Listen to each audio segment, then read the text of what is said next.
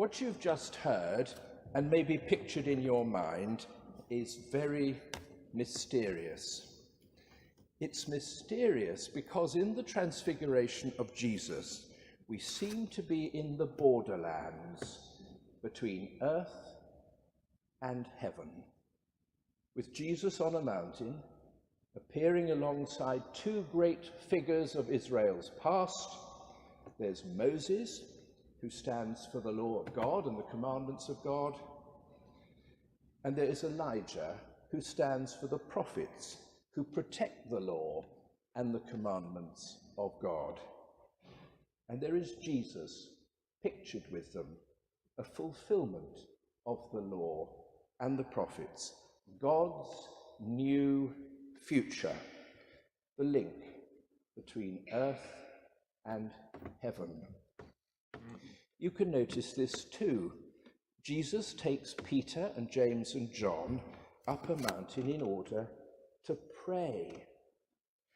Jesus believed, you see, that praying is very important. That's why he did so much of it himself. He seems to be saying you can't lead a full life unless you regularly pray in the presence of God. You go into his presence and you live with what he is saying to you. For Jesus, prayer is living with God. And what I take from this is that we should pray, and that we should pray together. And I think it was a very wise person who said that when the church becomes a house of prayer, people will come running. They really will. They'll come running because they'll see that the church is a place of potential transformation. You can come here and pray that things and situations and circumstances will be transformed.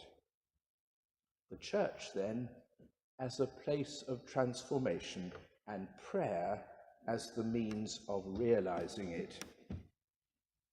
Now, when the Bible wishes to show the glory of God, his intense splendor and radiance, it uses the images of light.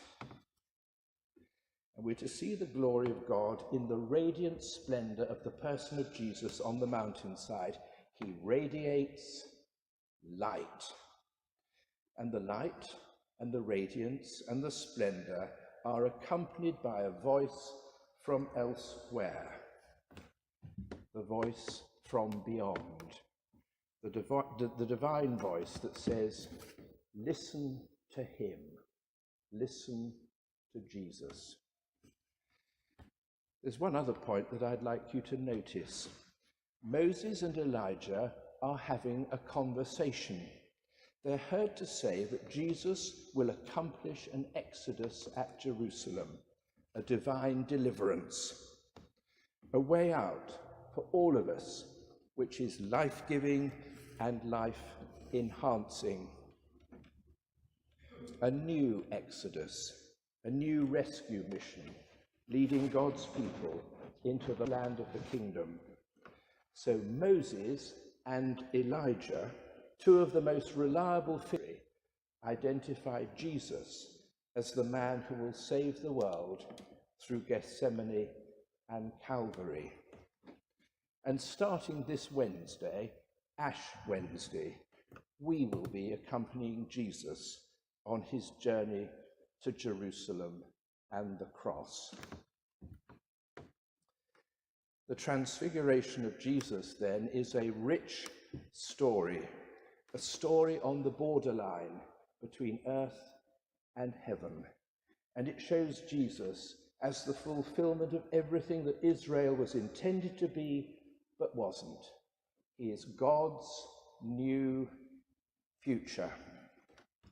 And the story shows Jesus as depending on prayer and calling us to be people of prayer. And it shows Jesus as the one whom the law and the prophets point to, as the one who will redeem and transform the world. No wonder we should listen to him. It's very good news. Amen.